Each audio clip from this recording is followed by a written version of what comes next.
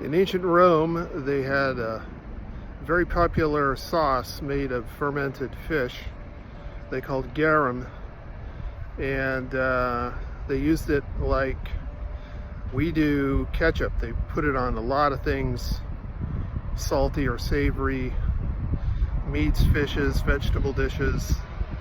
They probably didn't put it on sweet things because it's sort of a salty umami flavor. At least I think it is. Anyway, I decided to make some here in Las Vegas.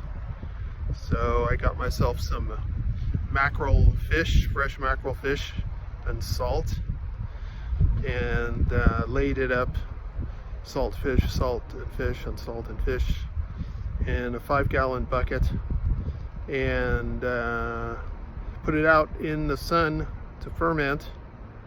So that was back in mid-March, and it's late July right now, so April, May, June, so it's been over 4 months fermenting out here in the warm Las Vegas climate.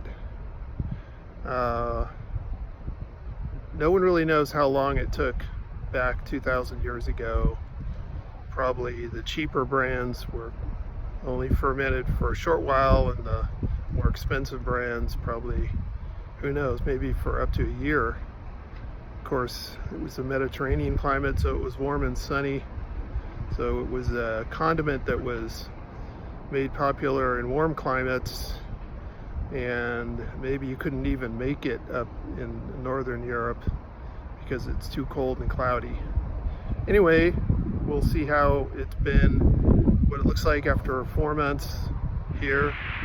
So here I've got my bucket. You can see it's been here a while. The pine needles have collected on the lid.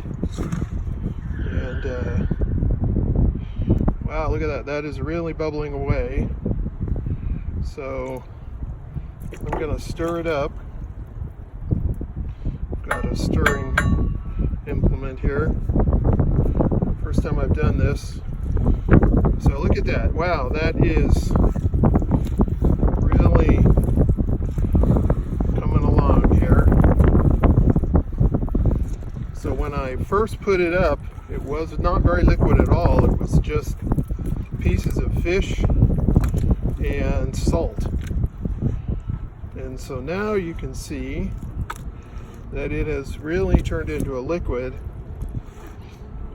and it does not smell bad. It smells like fish, not rotted fish, but fish. So I think I've still got a couple months to go before I filter it and get the actual clear garum sauce.